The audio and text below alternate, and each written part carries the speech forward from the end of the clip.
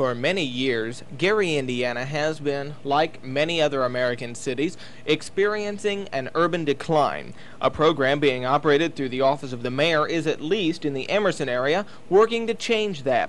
The project converts homes that were dilapidated, damaged by fire, or whatever reason unlivable into homes to be sold to the highest bidder. Project coordinator Jesse Butler told us more about the program. We have an upfront residential rehabilitation program in our Emerson area here in the city of Gary. It's a major effort by the city to conserve our existing housing stock and to place vacant, abandoned structures back on the tax rolls. The method we use to renovate our properties is that we have a carpenter's training program supervised by 2 professional journeyman carpenters from Carpenters Local 1005. At the end of each project, we sell the property for building material costs that we've invested in the property and move on to another property. It's a revolving, ongoing effort. This progress in Gary, Indiana is just one example of the progress that can be achieved by community support and community involvement. From Gary, Indiana, for Channel 50 News, I'm Rex Haviland.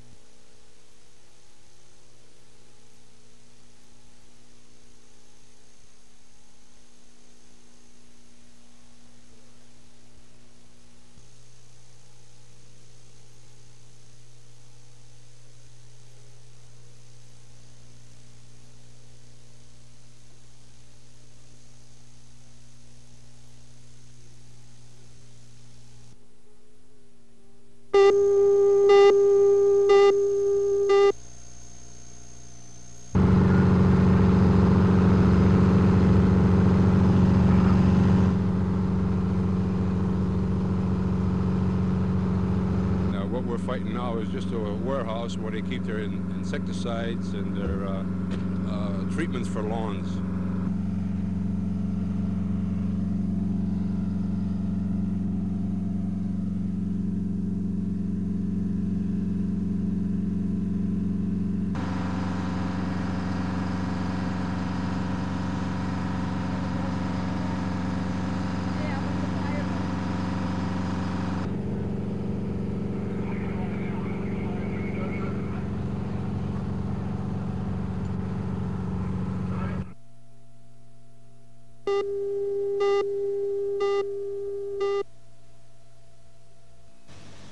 Many factors affect the price we pay for gasoline. Just prior to the embargo, OPEC oil sold for $2.50 a barrel. Today, it's around $35 a barrel. Pre-embargo gasoline costs 36 cents a gallon. Today, the average is $1.35 to $1.40. OPEC is largely to blame, but it is not alone. Our demands as consumers have made it very easy for the OPEC countries to raise the price increasingly. So it's been our own fault in a sense that we, as consumers, have insisted on the volume of oil that's maybe more than we should have. Nearly half the oil consumed in this country goes for transportation. Let's look at the price of gasoline.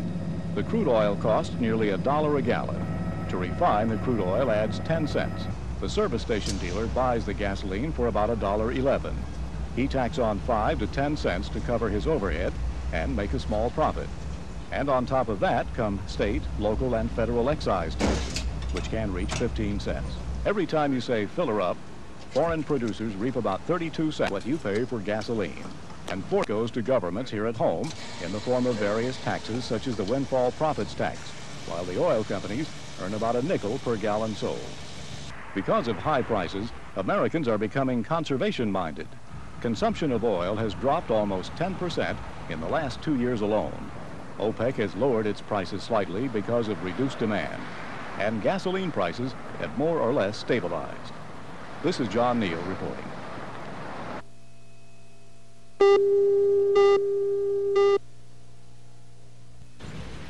Oil companies report their earnings quarterly. They've been down. And yet, we see almost daily news stories about the magnitude of OPEC's profits. They still go up. This year's OPEC price increases already added more than 9 cents to the cost of gasoline. Decontrol of crude oil added another 6 cents. Tack on to that inflation, which affects everyone, including the gasoline refiners. The real bonanza from crude oil decontrol goes to government. 75% of the increased revenues from decontrol goes to federal and state governments, thanks to the windfall profits tax and other taxes. 25% is left for the companies that take the risk to find the oil. In addition to what governments make on each barrel of crude oil, governments also make money on each gallon of gasoline, 4 cents federal excise tax. And then there are state taxes, which range from a low of 5 cents to a high of 14 cents. A few places also have local taxes. At least 5 states already have increased gasoline taxes, and another 24 legislatures are considering raising taxes. The reason? Conservation has reduced the revenue states get from gasoline, and those taxes pay for state highways. There is room for optimism at home, though. The combination of conservation and increased domestic production means less dependence on OPEC and fewer imports, and the chance for fewer price increases in the future. This is John Neal reporting.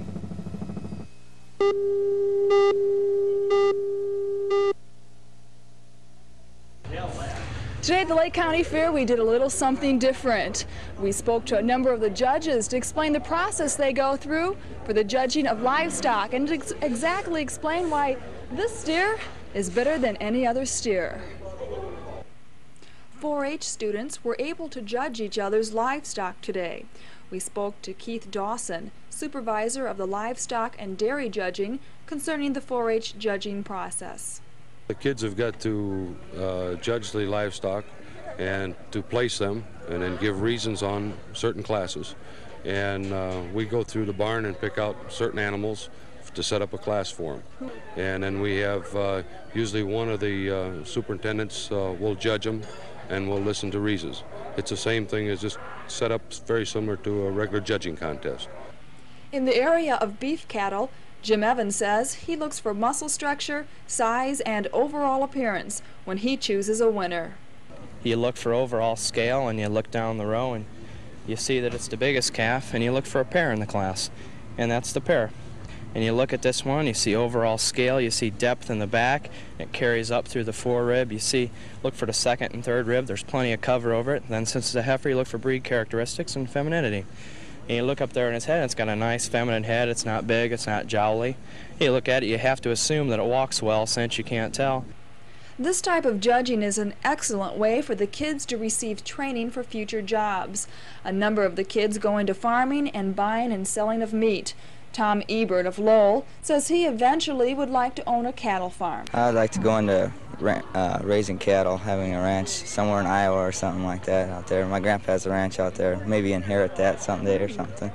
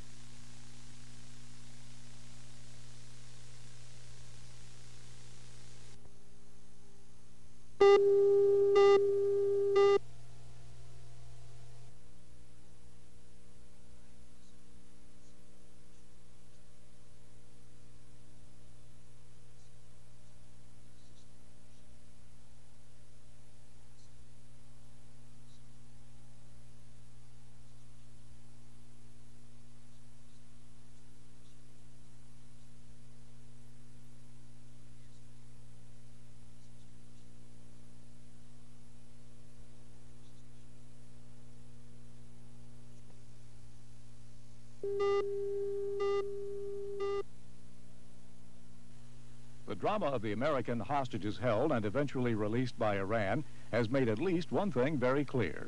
The Middle East is a hotbed of political and ideological differences. Conflicting points of view vie for control of several governments. Persian Gulf countries have used the vast monies earned from the sale of oil to modernize and industrialize, some say westernize. And this very westernization is opposed by Islamic fundamentalists. Saudi Oil Minister Sheikh Ahmed Zakimani brought the point home when he admitted that oil is an instrument of politics. There are several situations that could end our supply of Middle Eastern oil. Dick Erb is resident fellow at the American Institute for Policy Research. One would be an internal revolution. Another would be a war between two of the producers. Another source of disruption could come about because of terrorist activities that would blow up pipelines that might interfere with the shipping lanes. The U.S. is the third largest oil producer in the world. The Soviet Union is number one. The U.S. became a net importer of oil in 1947 and has been one ever since. But the Soviet Union, experts predict, will have to begin importing oil soon, and it has an eye on the Persian Gulf. If a disruption in our oil supplies doesn't occur because of Mideast internal affairs, it could come because of a Soviet action. Afghanistan is a case in point. The American public doesn't fully realize the degree to which we're dependent on the Middle East. If we could ring up our vulnerability at the gasoline pump, I think there might be some understanding. But we don't realize how vulnerable we are on the Middle East until we get disruptions. We had one in 73 and 74, another one in 79 as a result of the Iranian Revolution. And I think the development of energy, whatever the source, whether it's nuclear, gas, or coal, or oil, would reduce our dependence on Middle Eastern oil. Whether our oil was cut off because of outside intervention or internal disruption in the Persian Gulf, the effects on the free world would be devastating. It threatens our very way of life, and chances are high it could happen at any time. This is John Neal reporting.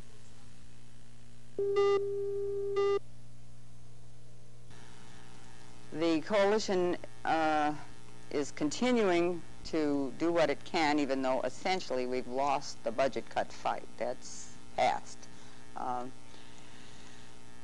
But we will gear up now probably for work with the Indiana General Assembly, where there's going to be a big fight because of the block grant kinds of funding. No longer will the federal government say you've got to use the money this way, but here's the money, spend it the way you want to.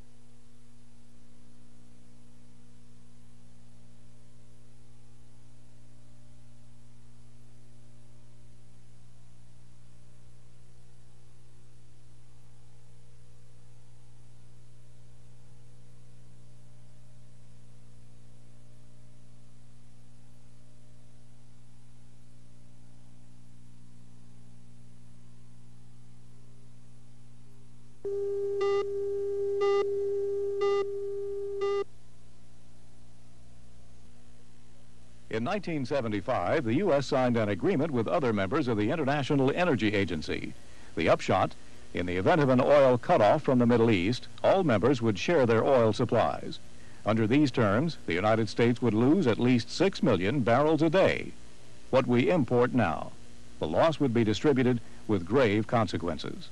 We assumed that 2 million barrels of the 6 million barrel a day loss would come from the transportation sector through rationing programs and general measures to reduce driving.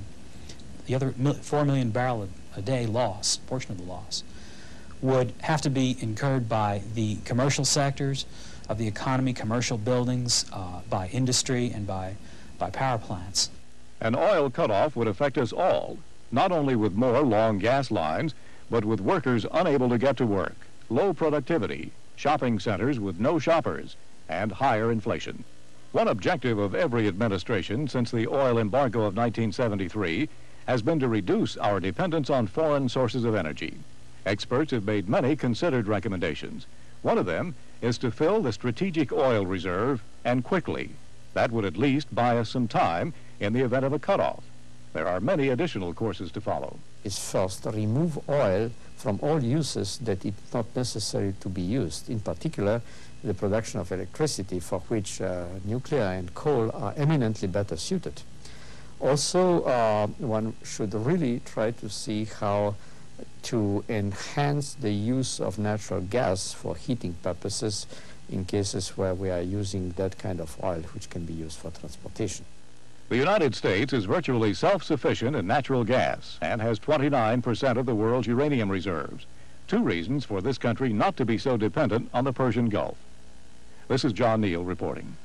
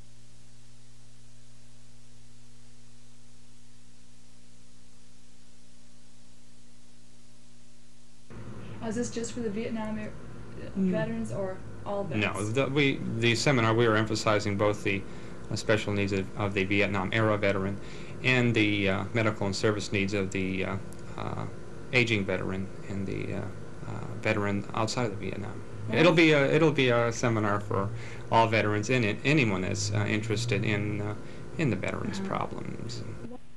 The needs and concerns of the Vietnam-era veteran, such as Agent Orange and post-trauma stress disorders, will also be discussed at the meeting. Officials from the Chicago Veteran Hospital, Marion Veteran Administration, Region 5 Veteran Office in Indianapolis, and the Fort Wayne Vet Center will all be present to talk to vets. Zimmerman also made note that there will be an update on the Veterans Outpatient Clinic for Northwest Indiana. Well, we're going to open up our program with a review on the upcoming Veterans Outpatient Clinic hearings that we'll be having probably in early October. For several years we've been hearing from the veterans as to the need for the outpatient clinic here in Northwest Indiana.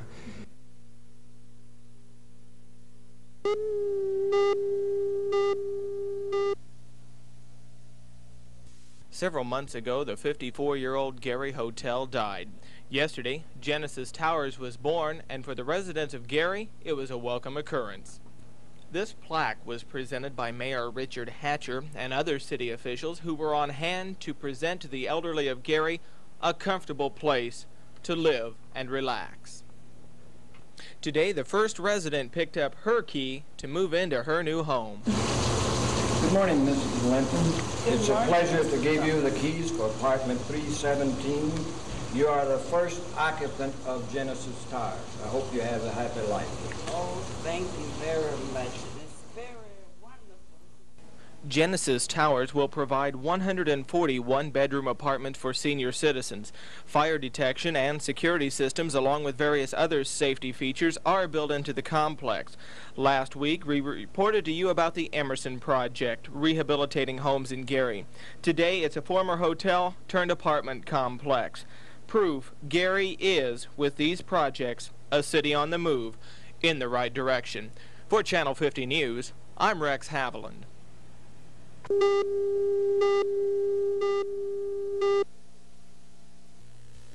For For more than 30 years, the United States has been importing oil, today at the rate of $250 million each day. Since the 1973 oil embargo, energy independence has been a #1 priority. It's an even bigger priority for our allies. Some of them have been preparing for energy independence for several years on several different fronts. France is in the forefront in building nuclear power plants. The North Sea countries are drilling for oil offshore. They should plan how to convert some of their usage from other oil resources to coal. Some of these countries have indeed already started a quite significant program on conversion of their electricity production to the usage of nuclear power. For example, Germany and in particular France have very strong programs of nuclear power development in place, so that they are trying to already switch most of its electricity production, their electricity production, onto the nuclear mode. The U.S. has abundant resources. It has almost a third of the world uranium reserves, coal to last hundreds of years, and great reserves of natural gas. But we have to figure out how to use our resources to our best advantage. By the time of the assumed cutoff, we find that we could have some 2 million barrels a day equivalent of natural gas available for use in this country to help us meet that shortage. The electric industry indicated that it could increase supplies of nuclear power in the very short term because so many plants are nearly completed but are not actually operating at the present time. At today's production rates, without conservation, new discoveries, and using oil more efficiently, it is estimated that our oil reserves will be almost gone by the year 2000. All signs point to the immediate need to develop a plan of action to cope with an oil cutoff and the absolute necessity to develop our own sources of energy. This is John Neal reporting.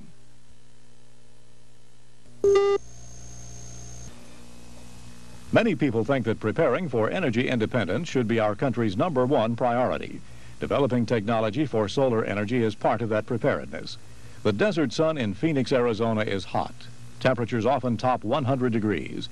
In this arid environment, United Technologies Research Center is helping to prove that sunlight can cool office buildings.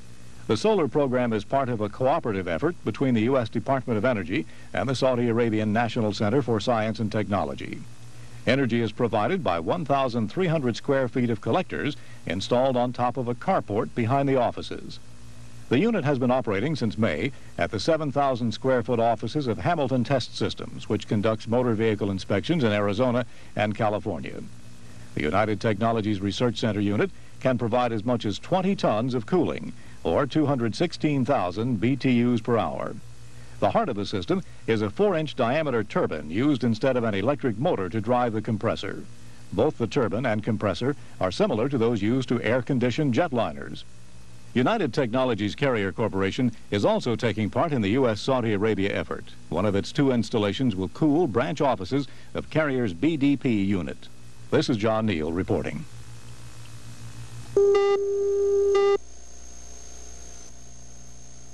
Well, I'm sorry to announce that Governor Orr has decided to say no to the plan that was originated by Tri-City, Department of Mental Health, Qualicare Health Services.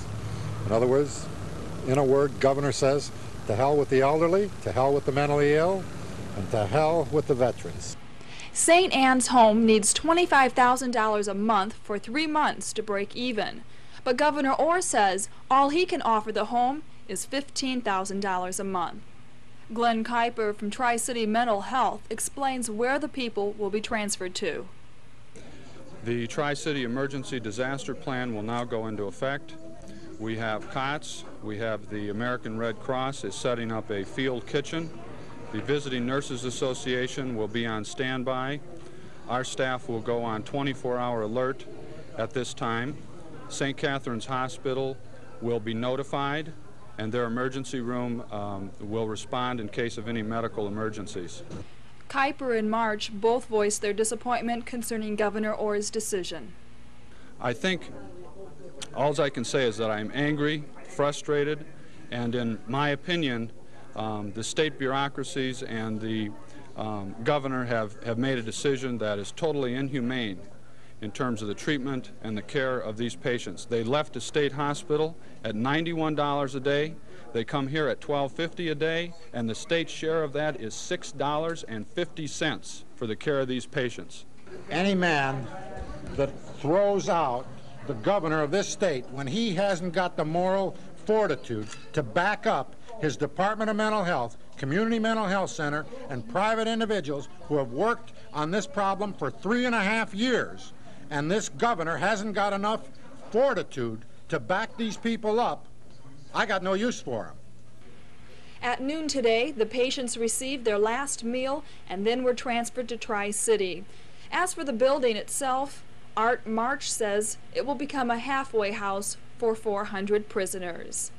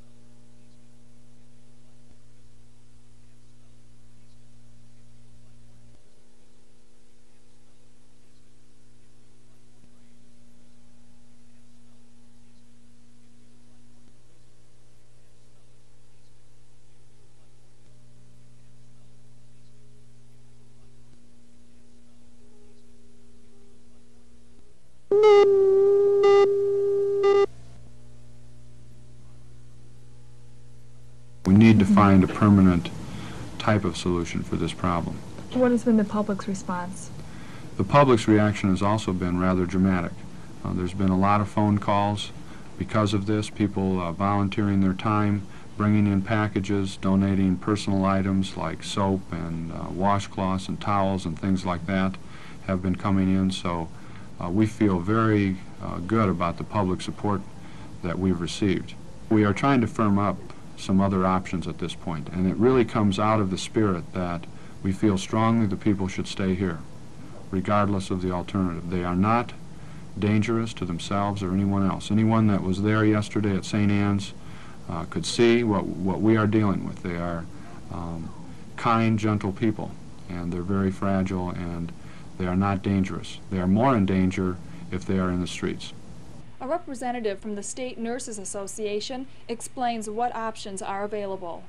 The major option that the state has is to offer areas in Logansport to what groups of clients from here decide they may wish to use. Otherwise, I'm trying to make available to Glenn whatever knowledge I have of the state or other resources to use as many available resources as possible.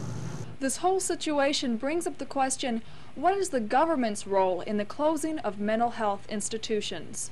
The state has to make some decisions about closing future hospitals. You cannot close a state hospital unless you are willing to make adequate resources available on the community level. And that is for residential care. And we've been saying that for 3 years on deaf ears.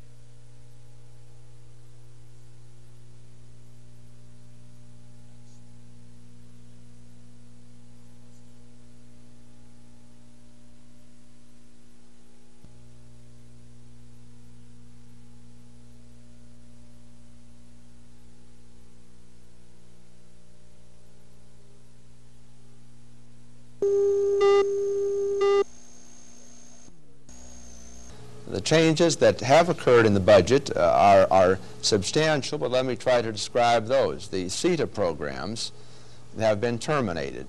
To the extent that there were senior citizens involved in those programs, they will no longer be involved, nor will people of other ages. The commitment to additional public housing units is substantially less in this budget, about 153,000 units, and that would be for people of all ages, but it's a cut that is substantial, and no getting around that.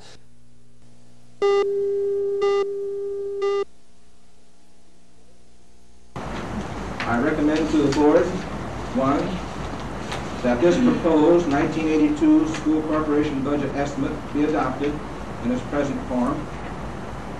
2, that it be presented in multiple copies to the county auditor no later than September 2, 1981, for review in September by the County Tax Review Board. And 3, that if the County Tax Review Board cuts the budget after the 10-day rate setting period, the superintendent be authorized to appeal to the State Tax Board for as much restoration as possible.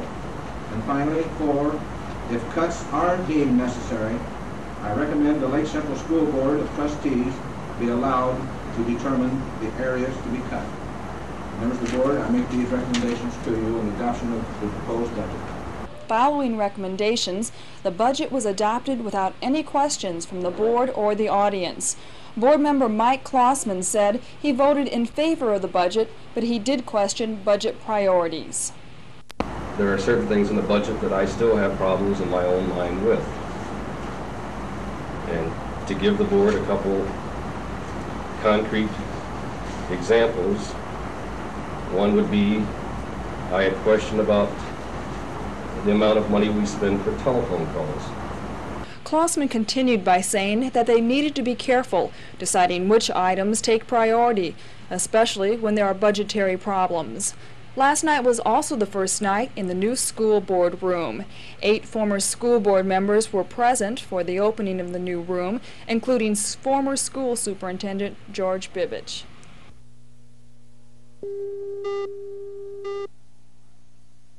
For the building itself, art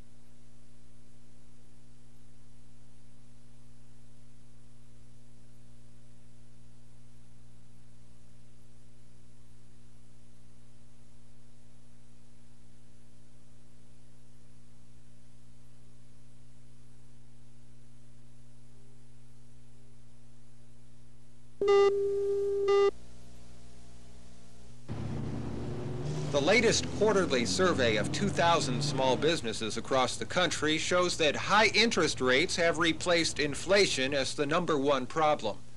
This is the first time in the 7-year history of the National Federation of Independent Business Survey that inflation has not been at the top. Purdue economics professor William Dunkelberg is survey consultant. Now interest rates have taken first place. 31% of the firms said that that was the most important problem that small business face today, compared to 26% for inflation. A year or two ago, only 4% of the firms were telling us that interest rates and financing problems were the #1 problem. Dunkelberg says high interest rates hurt firms in 2 ways. One way is it adds to the cost of doing business, so firms have a harder time making a profit. The second and perhaps most important impact that the high interest rates are having is that they are causing firms to hold back on plans to expand their operations, to invest in new equipment and new buildings, and of course that means that the new jobs that would create go begging in the economy. Dunkelberg adds that the outlook for the future looks better. He predicts interest rates will gradually fall as a result of the recent reduction in the rate of inflation. Ray Cubberly, Purdue University.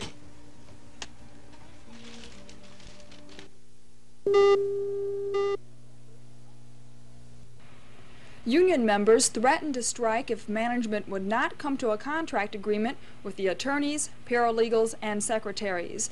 They met until 11 o'clock last night, only reaching agreement on 14 of the 25 contract points. But due to a deadline extension, both sides met until late this afternoon to reach the agreement. Attorney Judy Haller, spokesperson for the bargaining team, explains the major problems of the talks. One of the big issues has been that the union, whether the union would have any rights, who would be members of our bargaining unit, and so forth. But I think the bigger issues have been what kind of due process rights should our employees have if there's going to be discipline, what kind of training should we make sure that we give our employees so that we provide the best legal services we can for the poor people in this area of Indiana. Haller said they had agreed on hours, grievance rights in the areas of sick and compassion leave, and the proper training of employees. The Legal Aid Society is a federally funded organization which will be affected by President Reagan's budget cuts. That we're threatened with a severe cutback in funds, and it's every expectation that that will have to result in a cutback of services, a layoff of staff, and so forth. And one of the big concerns in the contract has been how will our employees be protected in case of layoff. Those who have been here working for the poor for several years, we feel should not be laid off before newer employees and so on. So one of the big issues has been just how that should be handled. So as of this time, the sidewalks outside the Legal Aid Society won't see the members of UAW Local 65 walking the picket line.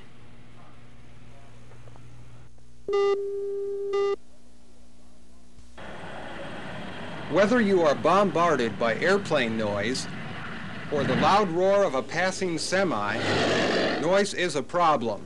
Noise control researchers at Purdue University's Herrick Laboratories are studying the nature of noise. Assistant Lab Director Malcolm Crocker says a sophisticated new computer technique has significantly improved the analytical capabilities of researchers. We can measure the sound power per unit area, that's called the intensity of the sound, directly. This wasn't possible to do until the last 3 or 4 years. For example, it's being used to test how engine noise travels through the walls of small airplanes, making conversation for passengers nearly impossible. Noise is the input, the highest thing that people complain about in their neighborhoods, and it seems that noise is increasing in a lot of communities, and the noise problems with industrialized societies are getting worse rather than better. Crocker hopes his research will help the situation improve, but don't expect any quick reductions in noise because noise control research is a long, complicated process. Ray Cubberley, Purdue University.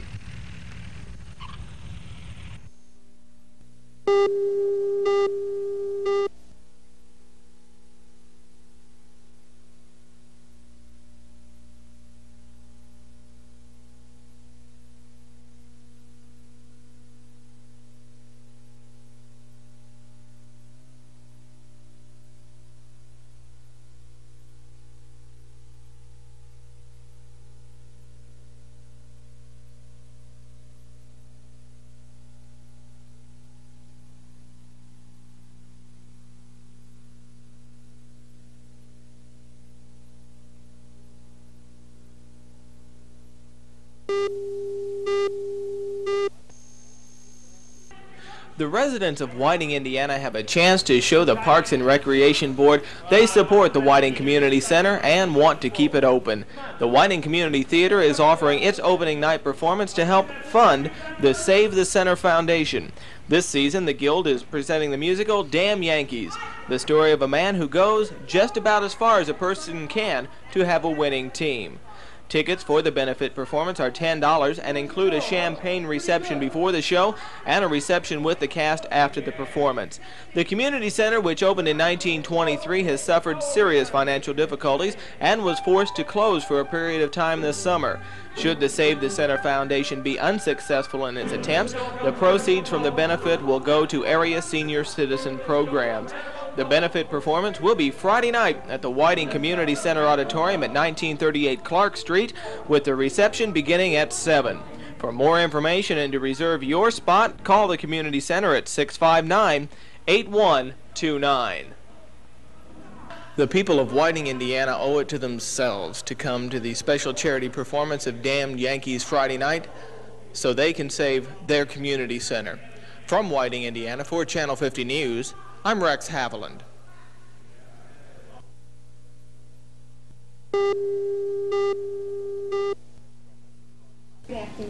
Savings and loans are in trouble because high inflation makes it difficult for them to attract new money, while old funds are tied up in long-term mortgages at low interest rates.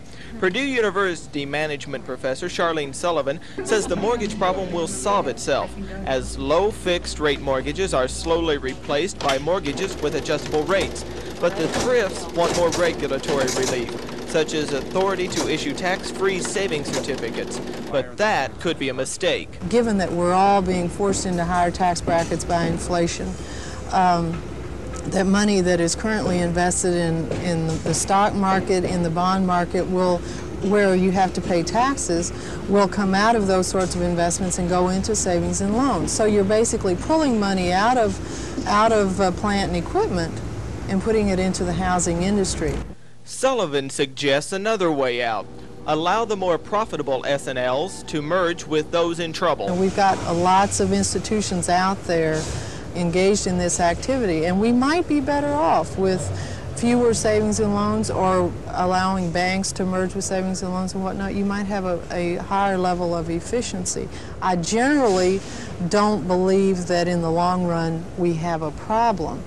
But in the short run, Sullivan says, savings and loans must endure some misery before they can adapt. For Channel 50 News, I'm Rex Haviland.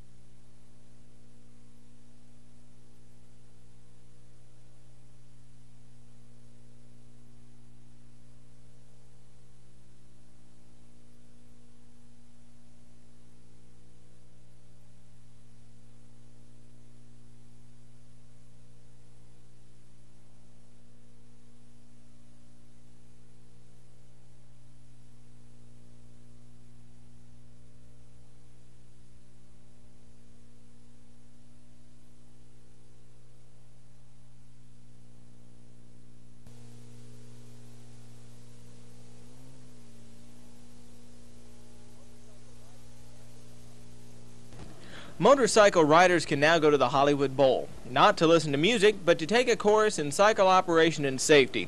12 hours in actual riding situations and 8 hours more in classroom instruction.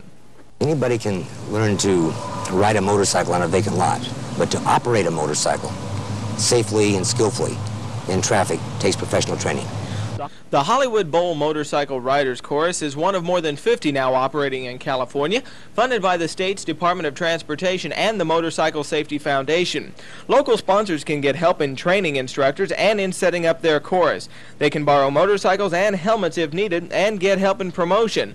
The Hollywood course is sponsored by the Municipal Motorcycle Officers of California. I'm a sergeant in the Los Angeles Police Department with 27 years of riding for the city, and as my coworkers have, we've seen a great many motorcycle accidents. That's why we're so concerned to see that these people learn to ride a motorcycle safely.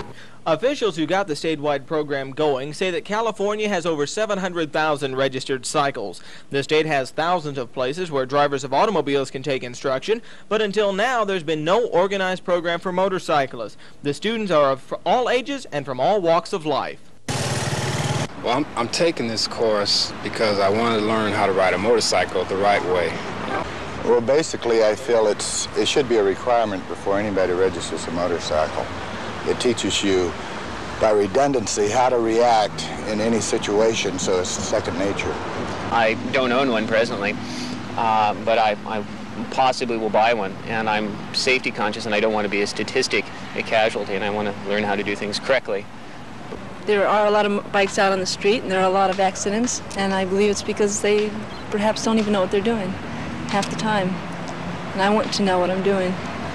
Officials say the program is going well. At the end of its first year, 54 instruction sites are in operation, more than 4,000 students have been trained, and new sites are opening every month. For Channel 50 News, I'm Rex Haviland.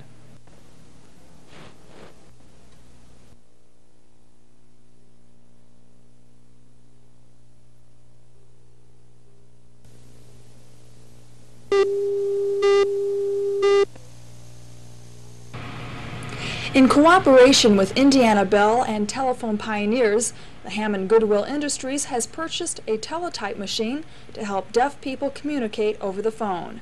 Bob Lepper, a service supervisor for Indiana Bell, explains how a telephone call is placed. The call is established with a standard telephone, as that arrangement over there. It's placed in what's called an acoustic coupler. The electrical impulses or telegraph signals from the machine are converted to audio frequency pulses or codes and transmitted via standard telegraph or telephone connection. Can call any phone that's accessible by phone with the teletype on the other end. Let's say a person downstate would want to call a deaf person in Northwest Indiana. The person at the message end would place the call to the teletype at Goodwill in Hammond. Goodwill would then receive the call and pass the message on. The whole process is easy to follow. Also available are the TTY listings. Those are the teletype listings for all Northwest Indiana emergency numbers, government listings, church and other agencies which have a teletype machine to receive phone calls from the deaf. If you know of any deaf resident who would benefit from this worthy community service, tell them that they can use the teletype at the Goodwill Industries, 34 State Street in Hammond, Monday through Saturday from 9 to 5. It could save a life. Somewhere.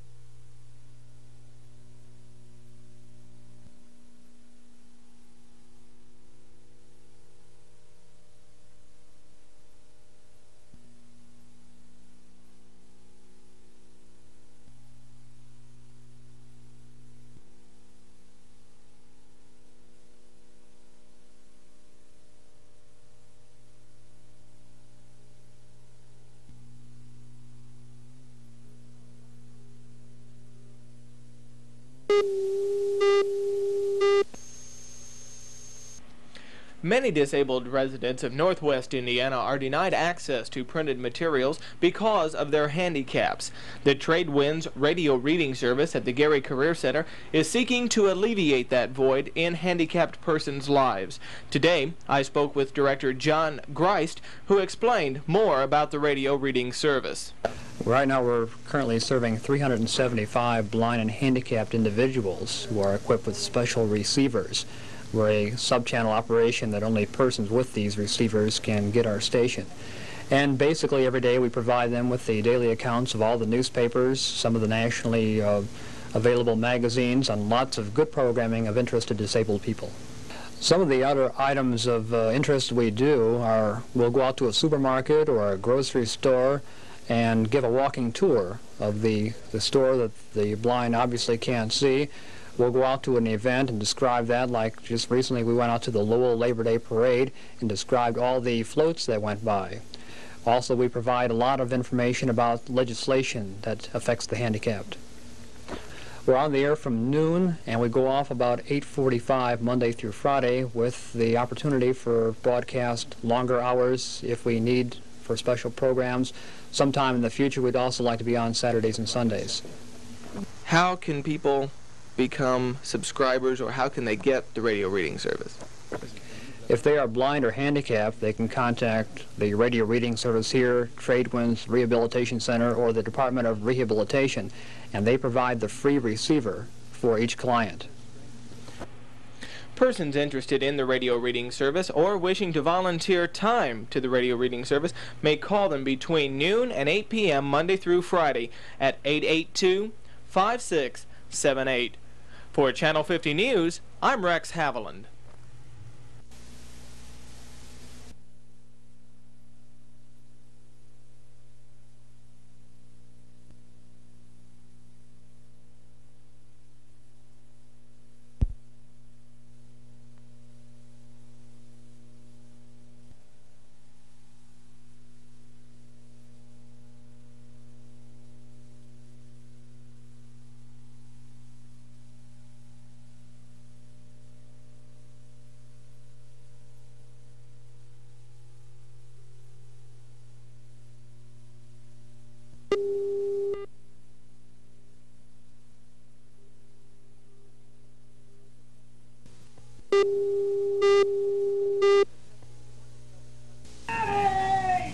After testing 2,700 TV viewers across the country, Purdue psychology professor Jacob Jacoby found that the vast majority don't understand nearly 1/3 of what they see on television.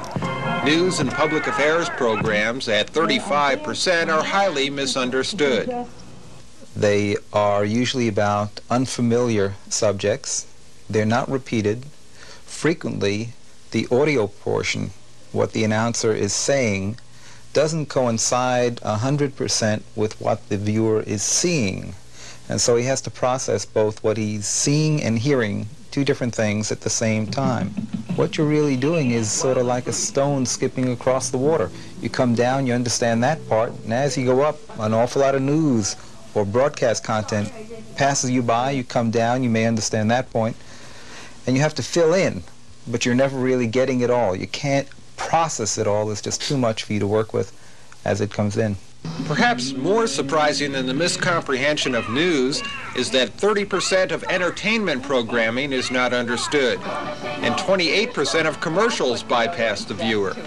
Jacoby attributes the slightly better showing for commercials to pre-testing and the fact that so much time and money is spent on producing each 30 or 60-second spot. Ray Cubberley, Purdue University.